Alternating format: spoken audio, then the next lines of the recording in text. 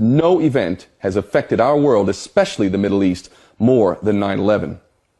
But all the major players in this event have received obvious cover from the governments, academics, and of course, the mainstream media.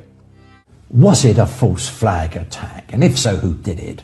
Well, there's just no question for those of us who are thinking the idea that these 19 hijackers led by a man in a cave in Afghanistan with some of whom were still alive. Yes, indeed. And the lead hijacker being Mohammed Atta, who was snorting cocaine, drinking booze, and hanging out with strippers. Fly a plane in a million years. I mean, it's such an insult, it's beggars belief that anyone bought that in the first place. It is indeed a false flag operation. The people that I would say we have absolute proof, beyond a doubt, which really indicts certain characters, and I think is very little talked about, is the purchase of the lease of the Twin Towers in the first place by Larry Silverstein and Frank Lowy. Now, these two billionaire Jewish businessmen bought buildings which financially were nothing but a liability. They were full of asbestos. They were full of asbestos. It had already been well documented that the cost of extracting the asbestos was in the billions. You couldn't just destroy the buildings because, of course, the buildings coming down would just release asbestos all throughout New York.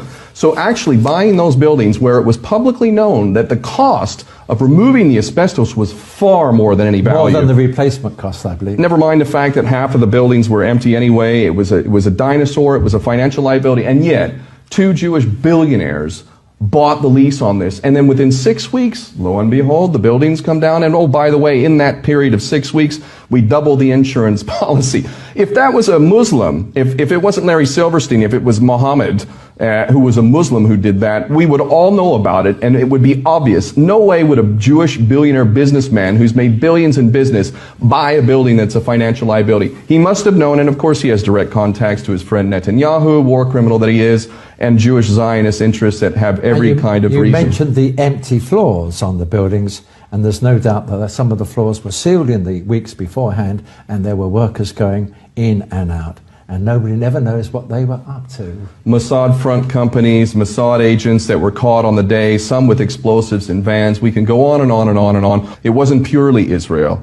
It wasn't purely. There were traitors in the U.S. as well. Well, the attack on 9/11, 2001 on the New York World Trade Center, instigated by Mossad.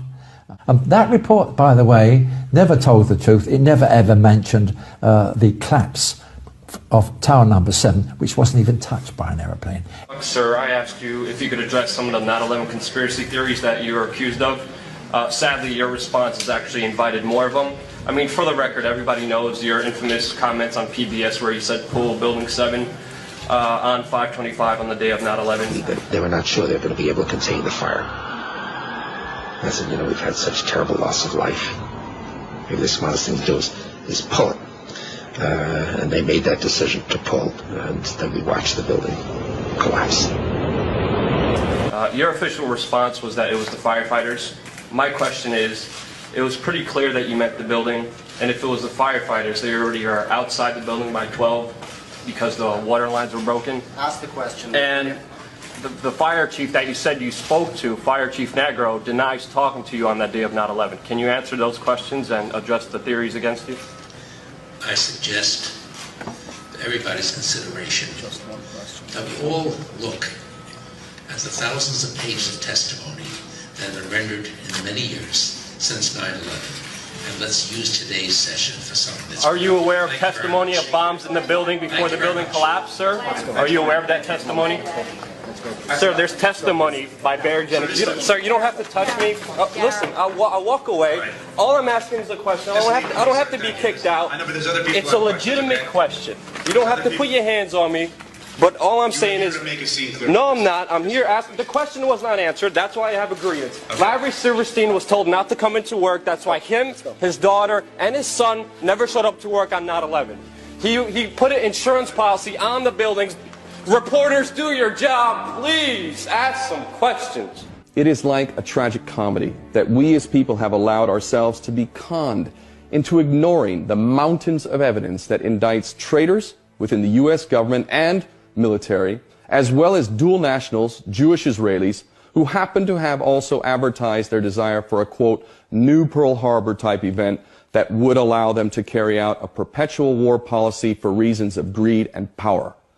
Wrapped up in a blanket of patriotism, of course. Whether you knew any of this or not, It has been hidden in plain sight.